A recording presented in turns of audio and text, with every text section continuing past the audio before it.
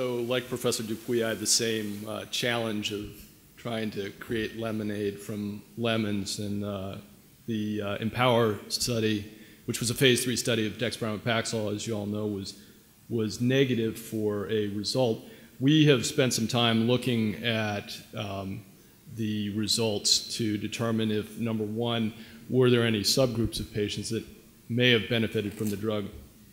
But in relationship to this conference, looking at some of the metabolic readouts of the study.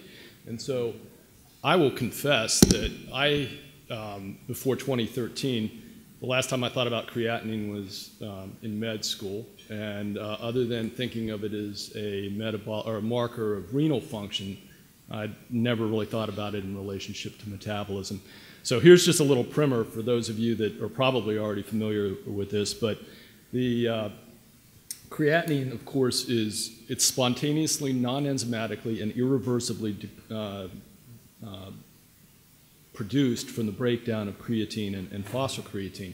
And so you can sort of think of creatine or creatinine as a, if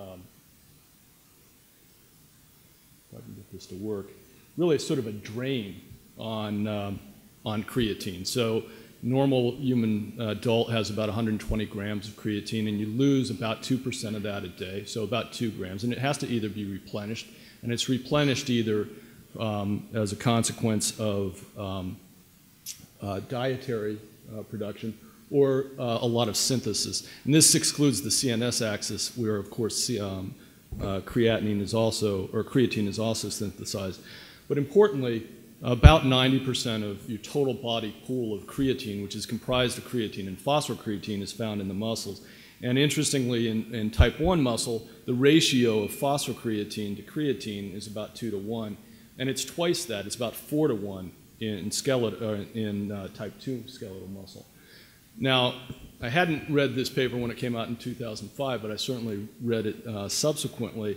And what was interesting to note, Professor Meninger and his colleagues were very prescient in noting that, the question was, is creatine more than just a passive marker of muscle loss? Because on its face, we know that ALS patients have muscle atrophy, and if 90% of the creatine or creatinine is derived from the muscle, then it's not a surprise that creatine decreased. But the question was, did it decrease out of proportion to the muscle loss?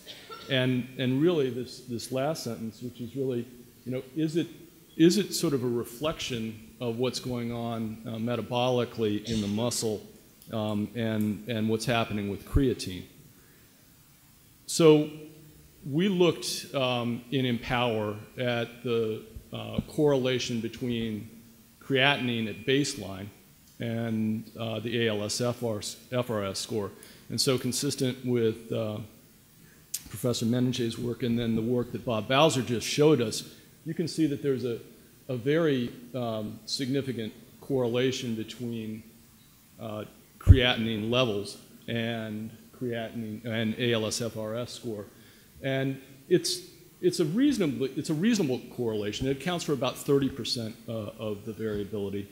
But again, if creatinine is just a reflection of the muscle state, and to the extent, and muscle mass is not equal to weight. But we certainly asked the next question was, well, what's the correlation between weight at entry and ALSFRS at baseline?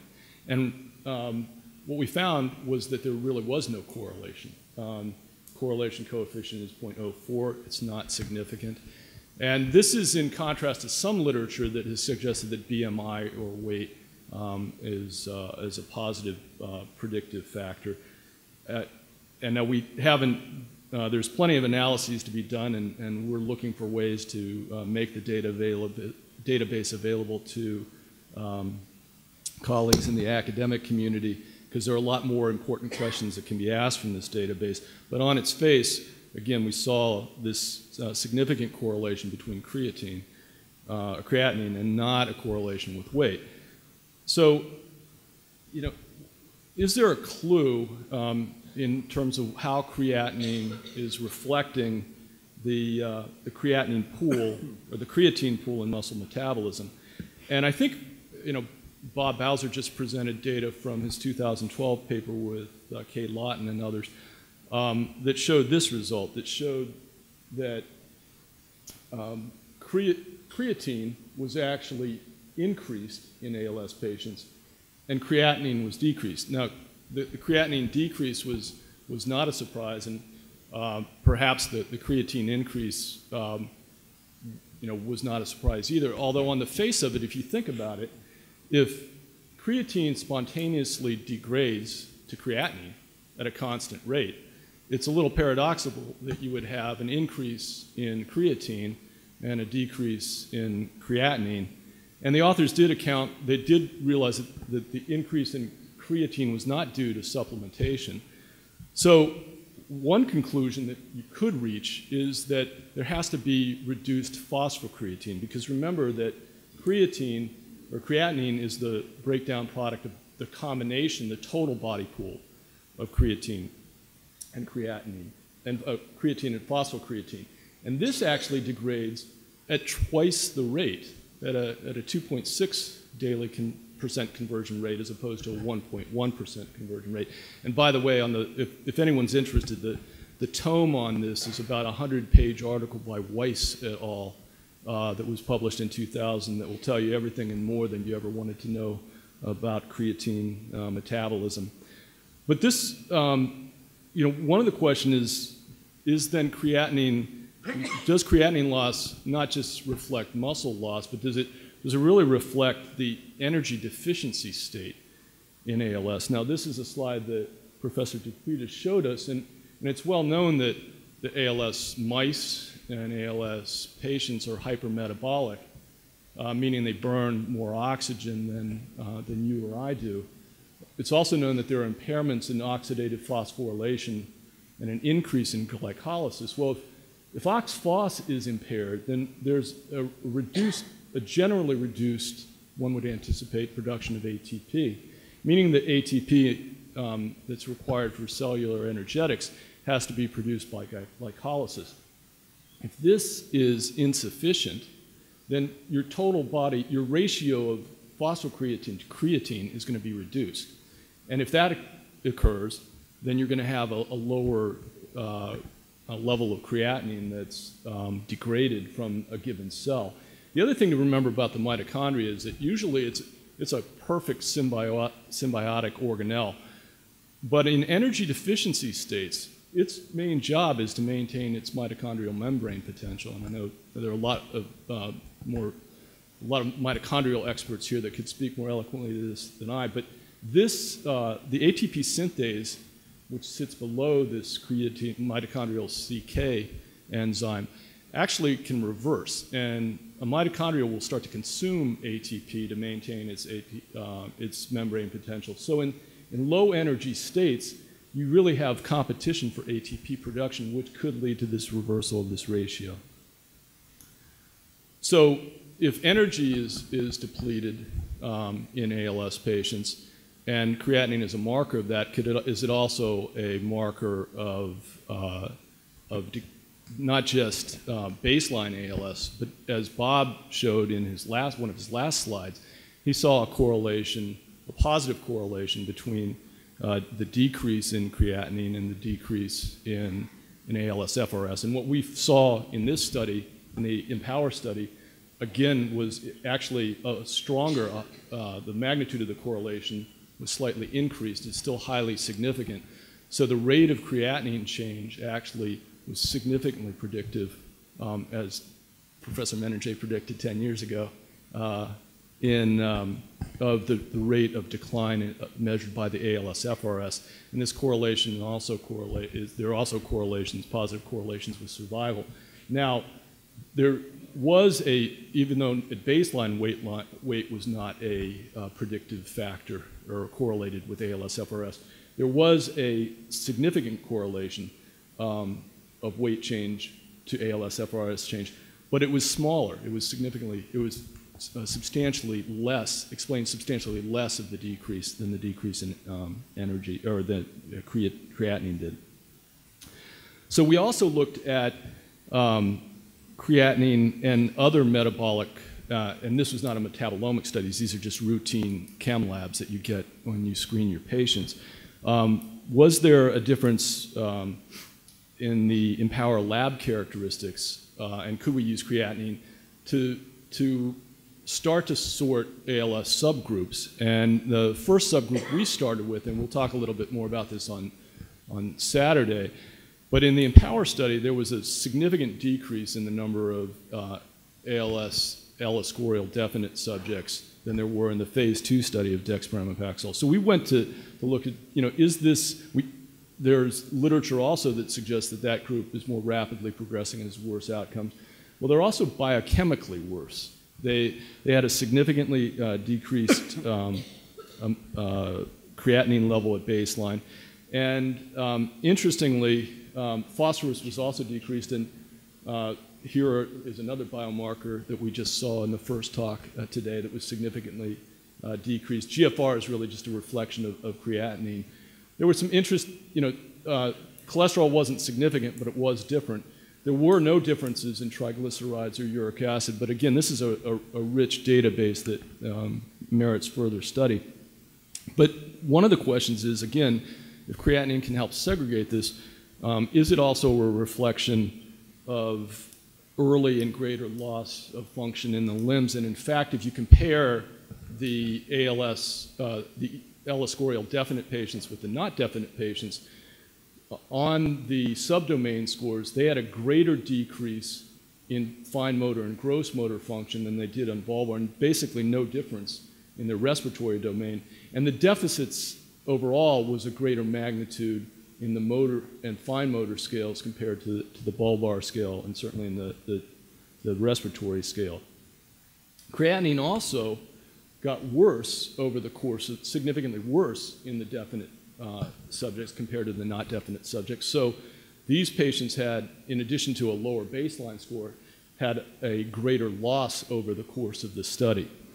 So because the ALS-score definite patient population was of interest to us, and we had seen almost half the patients in the phase 2 study of dexpramipexole, which was positive, or showed a positive signal of drug effect, we went back and examined this group both on the joint rank outcome, which was the CAVS outcome, survival, and function. And I'll show all of those results on Saturday, but I just want you to look at the function outcomes today. If you look at the overall population, we saw no difference for dexpramipexole. If you look within the definite population, you saw about a 1.5% improvement that then, interestingly, on a background of riluzole, became both clinically significant as well as statistically significant in a post hoc analysis.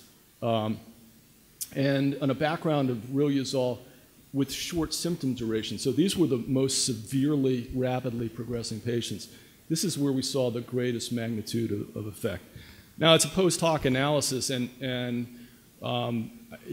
we certainly were intrigued by that result, but what really convinced me that there might be something going on here more than just random reshuffling of dex was when we looked at the creatinine effects. And when you look at the creatinine effects, you virtually see the same thing. So you see increased creatinine sparing in each of these groups that becomes highly significant in the most rapidly progressing group where we saw the greatest clinical benefits. So now we saw a creatinine sparing effect that correlates apparently with the clinical outcome. And this I thought was particularly interesting because in addition to correlating with clinical benefit, we also saw that in placebo patients on riluzole, they had an improved creatinine over placebo and no riluzole. Dex and no riluzole, which was less effective than placebo and riluzole, there was about the same creatinine sparing, but the two appeared to have an additive benefit on creatinine sparing that correlated with the appearance of an additive clinical benefit. And last, the creatinine sparing was not due to weight preservation.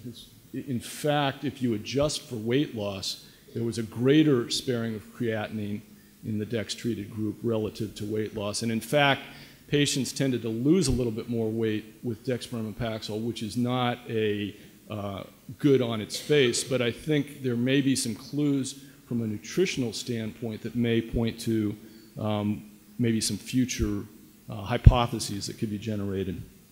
So what is there a rational basis for thinking that dexpramipexole could be affecting creatinine levels?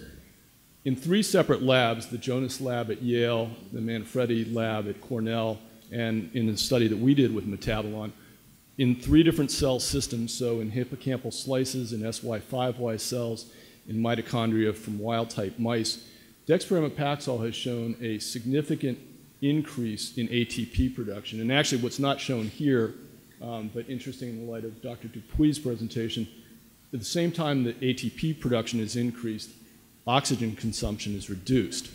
So if ATP production is increased, in theory, you could push this equilibrium relationship to the right, increase your phosphocreatine to creatine ratio, and if you increase your phosphocreatine to creatine ratio or your total body content of phosphocreatine, and you're not backing up creatine as it appears occurs in ALS patients, then you would have an increase in creatinine.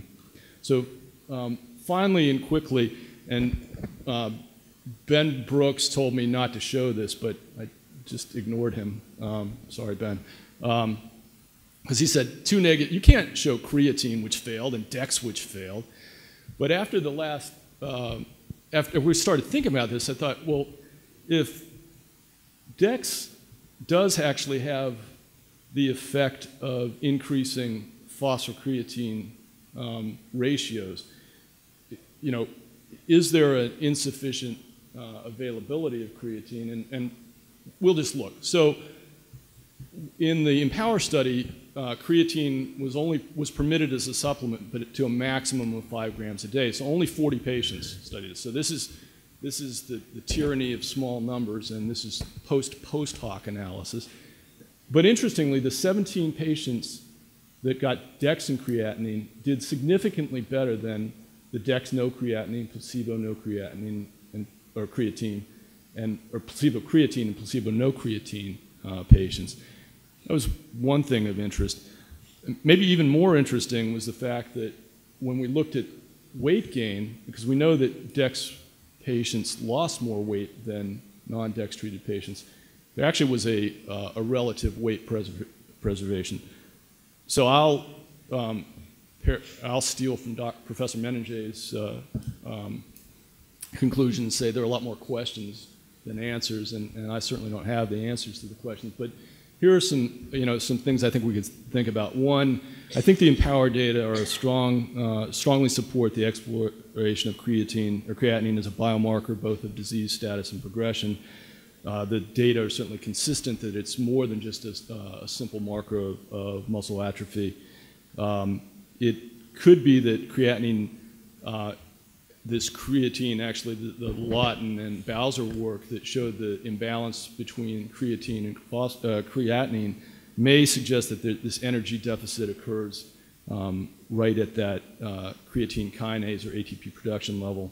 Creatinine may be useful in defining ALS phenotypes. I think most interesting from our perspective was that this apparent clinical benefit correlated with a biochemical benefit. And finally, the hypothesis that DEX may promote energy efficiency in ALS by enhancing phosphocreatine production certainly could be tested in small experimental medicine paradigms, and that may be an important next step if the research community thinks it's worth investigating further. Thank you.